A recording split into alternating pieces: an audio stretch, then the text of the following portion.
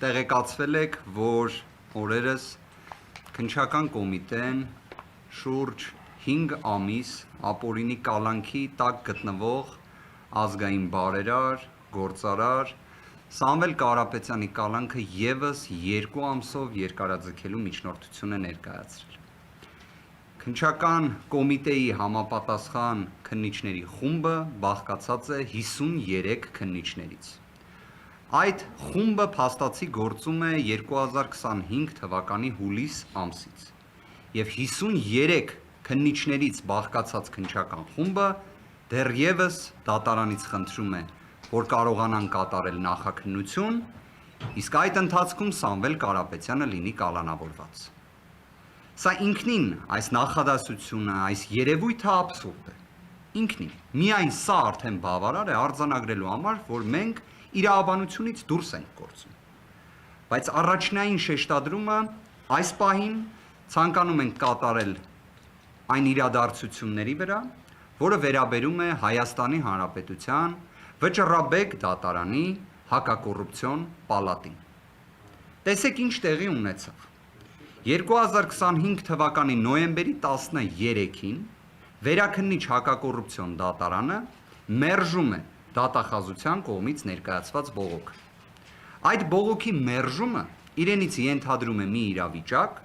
որ փաստացի պահպանվում է միայն աբսուրդային կոչի դրվագը, այսինքն մեր ձևով կմասնակցենք Մայր աթոռի պաշտպանությունը, նախադասությունը որպես կոչ որակելու իրավիճակ։ Իսկ տնտեսական բնույթի աբսուրդային մեղադրանքները հիմնավոր կասկած այդպես էլ չէին հաղթահարել։ Սա ինչ է նշանակում, որ Սամվել Կարապետյանը այլևս պետք է լիներ ազատության մեջ, երբ նոյեմբերի 18-ին կալանքի ժամկետը լրանում էր։ Գիտեք ինչի համար, քանի որ կոչի դրվագով ինքնին նախաքննության ժամկետը 5 ամիս է։ 5 ամիս։ Այն կարող է երկարաձգվել 1 ամսով, բացառիկ դեպքերում փորձաքննության նպատակով։ Իսկ 53 քննիչներից բաղկացած քննչական խումբը քանիցս արձանագրել է, որ նման անհրաժեշտություն չունի։ Ֆիքսեցինք նոյեմբերի 13 վերաքննիչ հակակոռուպցիոն դատարանի որոշում։ Ինչ է տեղի ունենում նույն օրը։ Քննիչի կողմից դեռ միջնորդություն չի ներկայացվել։ Երկարաձգման։ Նման միջնորդություն մուտք չէր արվել։ Իդեպ զանգվածային լրատվության միջոցների մեր որոշ գործընկերներ 2025 թվականի նոյեմբերի 12-ին հրապարակել էին տվյալ, որ իբրև քննիչի կողմից նման միջնորդություն ներկայացվել է։ Պաշտոնապես հայտնում են, որ չէր ներկայացվել։ Այստեղ ամենակարևոր հանգամանքը որն է, քննիչը ինչի չէր ներկայացնում, քանի որ քննիչը չգիտեր ինչ միջնորդություն ներկայացնի։ Սա կարծում եմ, թե իմ համոզմունքն է, թե գործընկերներիս համոզմունքն է, թե ցանկացած ողջամիտ իրավաբանի։ Եթե ունես մի հատ կոչի դրվագ, որը ինքնին աբսուրդ է, ամեն գնով ստացել ես 5 ամիս կալանք, տնտեսական բնույթի մեղադրանքներ ունես, որոնք հիմնավոր կասկածի շեմ չեն հաղթահարել, հիմա ինչ պետք է անես։ Եվ ինչ է տեղի ունենում։ Նոյեմբերի 13-ին Վճռաբեկ դատարանը հրապարակում է որոշում։ Հրապարակում է որոշում ստվերային արդարադատության պայմաններում, որտեղ այդ որոշման հրապարակման մասին չենք իմացել մենք, չեք իմացել դուք, չեք իմացել, այսինքն որևէ ձև էլ չունեիք իմանալու, նույն ձև ոնց մենք, բայց դրա մասին գիտեր քննիչը։ Որտեղից գիտեր։ Որտեվ պատկերացրեք, քննիչը կարողանում է նոյեմբերի 13-ին ժամը 18:27 մուտքագրի երկարաձգման միջնորդություն, հղումներ կատարի Վճռաբեկ դատարանի որոշումից, որը մենք չենք ստացել, իդեպ մինչ օրս չենք ստացել։ Կարողանում է կից ներկայացնել Վճռաբեկ դատարանի որոշումը դատարանին, որտեղ Վճռաբեկ դատարանը փորձ է կատարել ցույց տալու, որ տնտեսական բնույթի մեղադրանքներից մեկով իբրև կարող է լինել հիմնավոր կասկած։ Բայց Վճռաբեկ դատարանի որոշումը, ինչքան էլ այն այդքան անհրաժեշտ է եղել քննիչների համար, միևնույն է ուշացած է։ Դրան առանձին կանդրադառնանք։ Բայց պատկերացրեք, Վճռաբեկ դատարանի պրակտիկան ուսումնասիրենք, հասկանալու համար։ Եղել է դեպք, որ Վճռաբեկ դատարանը մոտ 20 օրվա ընթացքում վարույթ ընդունի դատախազության բողոքը եւ որոշում կայացնի։ Եղել է Հայաստանի Հանրապետության պատմության մեջ նման դեպք։ Ես ձեզ հրապարակում եմ վերջին, կարծես 12, նույնիսկ 15 ամսվա վիճակագրություն հենց նույն Վճռաբեկ դատարանի հակակոռուպցիոն պալատի։ ես կներկայացնեմ վարույթ ընդունելու օր, որոշման հրապարակման օր։ Օրինակ, ապրիլի 4-ին վարույթ է ընդունում Վճռաբեկ դատարանի հակակոռուպցիոն պալատը, գլխավոր դատախազի ներկայացրած բողոքը, հենց տիկին Աննա Վարդապետյանի, որը վերաբերում է 33 դրվագ ենթադրյալ հանցանքի, որտեղ ի դեպ դատարանները կալանքը չէին կիրառել։ Վճռաբեկ դատարանը ապրիլին ընդունում է վարույթ, որոշումը կայացնում է նոյեմբերի 6-ին 2025 թվականի, որով արձանագրում է, որ կարելի էր եւ կալանքը չկիրառել, դե ի վերջո գլխավոր դատախազներ բողոք տարել, կանխատեսելի զարգացումներ են ժողովրդավարության բաստիոնում, բայց նաեւ արձանագրում է, որ այդ գործը արդեն դատարան են ուղարկել եւ ակտուալ չէ։ Ժամանակագրային, այսպես ասած, հատվածը ֆիքսեցիք։ Շարունակություն։ 2024 թվականի ապրիլի 23-ին Վճռաբեկ դատարանի հակակոռուպցիոն պալատը վարույթ է ընդունում գլխավոր դատախազի բողոքը, որոշումը կայացնում է 2025 թվականի մարտի 10-ին։ Մեկ այլ դեպքով 2024 թվականի մայիսի 22-ին ընդունվում է վարույթ, որոշումը ընդունվում է 2025 թվականի մարտի 10-ին։ Մեկ այլ դեպքով 2024 թվականի դեկտեմբերի 11-ին վարույթ է ընդունվում, որոշումը հրապարակվում է 2025 թվականի ապրիլի 17-ին։ Մեկ այլ դեպքով վարույթ է ընդունվում 2024 թվականի հոկտեմբերի 30-ին, որոշումը կայացվում է 2025 թվականի նոյեմբերի 13-ին։ Մեկ այլ դեպքով վարույթ է ընդունվում 2024 թվականի հոկտեմբերի 21-ին, իսկ որոշումը հրապարակվում է 2025 թվականի հոկտեմբերի 23-ին։ Ես ունեմ առաջարկ, խնդրում եմ օգնել ինձ այս հարցում, ես առաջարկում եմ, որ Վճռաբեկ դատարանի հակակոռուպցիոն պալատի դատավորների գործողությունների վերաբերյալ Սամվել Կարապետյանի դեպքով, որտեղ մենք արձանագրեցինք, չէ, ստացվում է միջինացված, ողջամիտ իրականության մեջ հնարավոր չէր պատկերացնել այսքան արագ որոշման կայացում, պետք է դիմենք Գինեսի ռեկորդների գրքին, այսինքն համապատասխան հանձնաժողովին, եւ կարծում եմ դա կլինի արդար։ Ի վերջո ինչի՞ չպետք է գնահատել նման վարքագիծը։ Սա իսկապես Գինեսի ռեկորդների գրքում գրվելու տվյալ է։ Իդեպ ինձ թվում է, եթե չեմ սխալվում, Գինեսի ռեկորդների գրքում կա հատուկ առանձին մի բաժին տիեզերքի վերաբերյալ։ Օրինակ, հենց սա կարող է գրվել այդտեղ, որտեղ սա տիեզերական արագություն է։ Իսկապես սա նույնիսկ լույսի ձայնի արագությունը գերազանցող վարքագիծ է Վճռաբեկ դատարանի կողմից։ Իդեպ, կարծում եմ Վճռաբեկ դատարանի հակակոռուպցիոն պալատի այս գործողությունները Գինեսի ռեկորդի ես պարզապես մինչ ասուլիսը փորձում էի ուսումնասիրել, օրինակ կա մի անձ, կարծես ԱՄՆ քաղաքացի Ֆարմենը, որը փորի վրա ձմերուկ է կարում կտրել եւ դա կարողացել է անել կայծակնային արագությամբ, իր հետ կարող է մրցել նաեւ այս որոշումը։ Բայց հիմա, եթե ավելի փորձում ենք բովանդակային նայել, ինչի համար այս ամենը տեղի ունեցավ։ Զուտ նրա համար, որ քննիչը միջնորդություն ներկայացնի։ Հասկանում եք, Վճռաբեկ դատարանի հակակոռուպցիոն պալատ, սահմանադրական մարմին, արդարադատության տեսանկյունից բարձրագույն ատյան, որին կարողանում են փաստացի օգտագործել միջնորդություն ներկայացնելու նպատակով։ Այսինքն նայեք, կարող էր, չէ՞, Վճռաբեկ դատարանը այս որոշումը էլի կայծակնային արագությամբ, էլի 1 ամսից շուտ, հա? Օրինակ, ընդուներ նոյեմբերի 22-ին։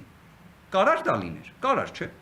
Հիմա ես ուզում եմ դիմել մեր իրավաբան, փաստաբան գործընկերներին։ Դուք տեսել եք դեպք, որ օրինակ Վճռաբեկ դատարանը որոշման հրապարակման օր նշի, իսկ մենք ստացել ենք նման նամակ, որը նաև հրապարակել է 3, որ օրինակ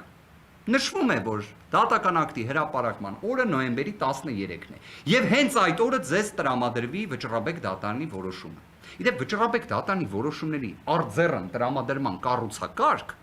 չկա։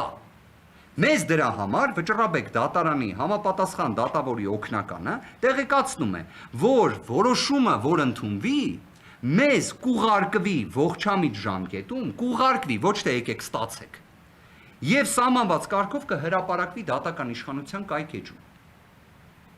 Այս ոնց է ստացվում, որ մեզ չեն ուղարկում, որտեղ մեզ 3 ուղարկել են այս որոշումը, այսինքն որոշում էլ չէ, գրություն նրա մասին, որ հարգելի պաշտպաններ, իմացեք, նոյեմբերի 13-ին որոշում է հրապարակվել։ Սա մեզ ուղարկել է նոյեմբերի 13-ին, թվագրված նոյեմբերի 12, ստացել ենք նոյեմբերի 14-ին, բայց քննիչը կարողացել է ստանալ նոյեմբերի 13-ին։ Սա հարգելի գործընկերներ, ստվերային արդարադատության լույս սփռումն է, որտեղ այլընտրանք չունեին, ի վերջո սա բացահայտվելու էր։ Բայց երբ նժարին դնում ես մի հատ կալանքի միջնորդություն ու վճռաբեկ դատարանի հակակոռուպցիոն պալատ, իսկապես մեր գործընկերներից Ռուբեն Հակոբյան այս պահին ներկա չէ հարգելի պատճառով, բայց հետաքրքիր հանգամանք էր նշել, որ շատերը խոսում էին, որ Հայաստանի Հանրապետությունը, իհարկե շատերը ասելով բացառապես օրվա իշխանությունները, հանդիսանում է ժողովրդավարության բաստիոն, չէ՞։ Օրինակ մեր գործընկերը առաջարկում էր օգտագործել ժողովրդավարության բաստիլ ձևակերպումը։ Իդեպ ես նաև կառաջարկեի դիտարկել ոչ թե ժողովրդավարության բաստիոն։ Բաստիոնը դրական բառ է, բայց պատկերացրեք օգտագործենք բռնատիրական բաստիոն։ Բռնատիրական բաստիոն։ Իդեպ հետաքրքիր մի բան ասեմ ձեզ, իսկապես հետաքրքիր է, կալանքների շատ լինելը բռնատիրական երկրի հետ համեմատել, այսինքն որ ինքնին երևույթ, հա, որ եթե կալանքները շատ են, դա բռնատիրական երկրի, իդեպ ոչ թե ավտորիտար, այլ հենց բռնատիրական երկիր ձևակերպումն եմ օգտագործում, կարող եք համացանցում հնարավորության դեպքում նայել, օգտագործվել է Հայաստանի Հանրապետության բարձրաստիճան պաշտոնյաներից մեկի կողմից 2024 թվականի հոկտեմբերի 23-ին։ Այս բանը չեմ ասի ում կողմից, բայց կխնդրեմ, որ դուք նայեք։ Նշված պաշտոնատար անձը հրապարակավ ասում է, որ մենք ներդրել ենք տնային կալանքը որպես խափանման միջոց, որտեղ ժողովրդավարական բարեփոխումները դա են պահանջում։ Հակառակը բռնատիրական երկրի դրսևորում է։ Մենք ի վերջո պետք է հասկանանք, որ այդպես չպետք է լինի։ Այսենց մտքեր էին արձանագրվել։ Սամվել Կարապետյանի դեպքում 5 ամիս է միայն կալանքն է գործում։ Որ հարցնեք ինչի համար, ինչ հիմքով, ինչ պատճառաբանություններով։ Այդ պատճառաբանությունները ուղղակի նայեք Գինեսի ռեկորդների գրքում, օրինակ վճռաբեկ դատարանի գործողությունների տեսանկյունից։ Այստեղ ես ողջամտություն չեմ տեսնում։ Սահմանադրական դատարանը օգոստոս-սեպտեմբեր ամիսների ընթացքում 2 որոշում է ընդունում, որով ընդգծում է անձի ազատության կանխավարկածը։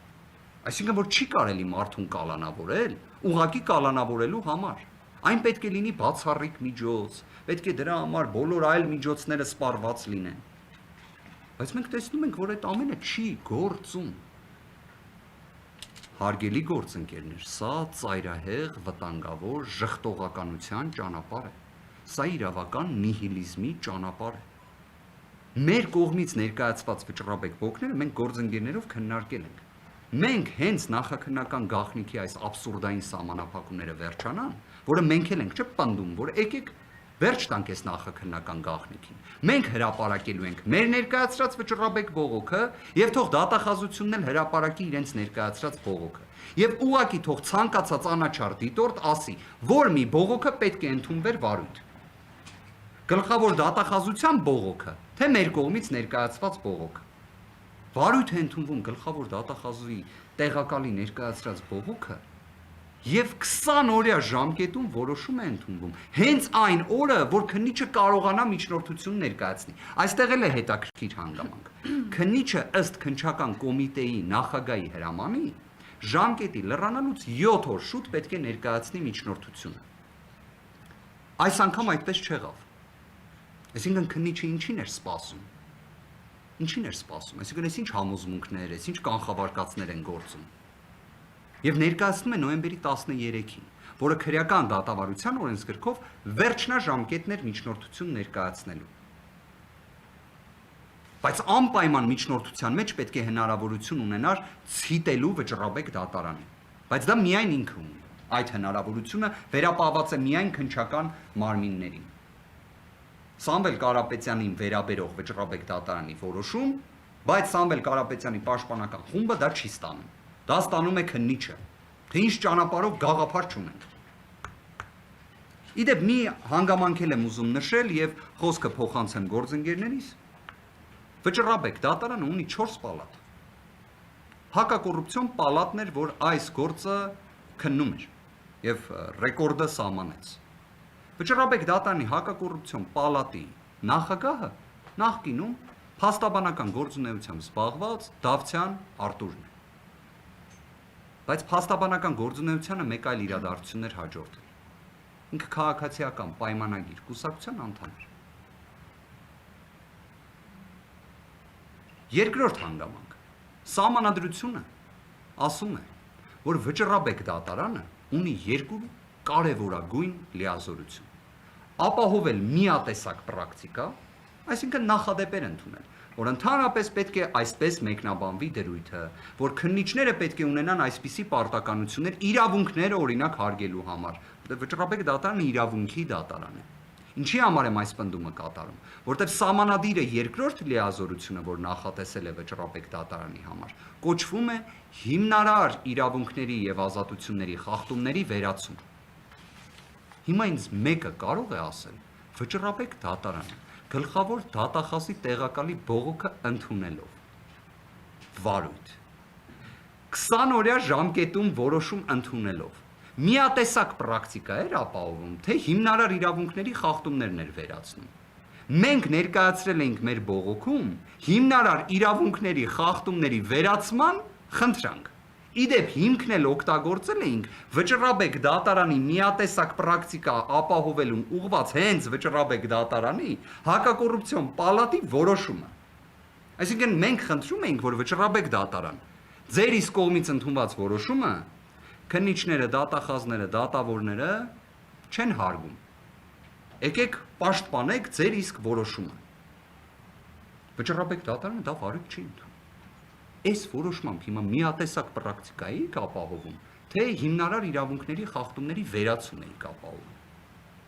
Իդեպ հստակ ասեմ, ոչ այնա, ոչ մյուսն է, որտեղ արդյունքում վճռաբեկ դատարանը մերժել է գլխավոր դատախազի տեղակալի բողոքը, որտեղ դա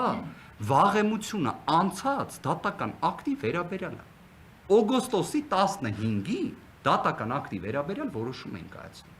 Բայց դուք նայեք ինչքան կարևոր էր իրենց համար, որ նոյեմբերի 13-ին անպայման պետք է հրապարակվի, որը վերջին օրն է կալանքի երկարաձգման միջնորդության ներկայացման եւ այլ եւ այլ։ Այն որ այս գործում քաղաքական հետապնդման բաղադրիչը անհերքելի է, անվիճելի է, մրցակցությունից դուրս է, կարծում եմ բոլորի համար ակնհայտ է։ Մենք պարզապես հերթական տվյալներն ենք դրա վերաբերյալ արձանագրում։ Իդեպ, բայց նույն նոյեմբերի 13-ին վերաքննիչ հակակոռուպցիոն դատարանը իր որոշմամբ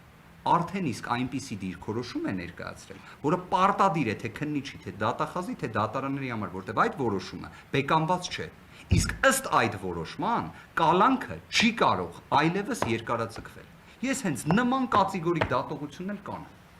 Այն պատճառաբանությունները, որոնք համադրվում են եւ վերլուծվում են, եւ այն միջնորդությունը, որը մենք արդեն իսկ ուսումնասիրել ենք քննիչի կողմից ներկայացված, հնարավորություն չի տալիս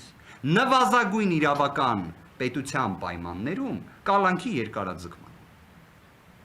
Սա է իրավիճակը։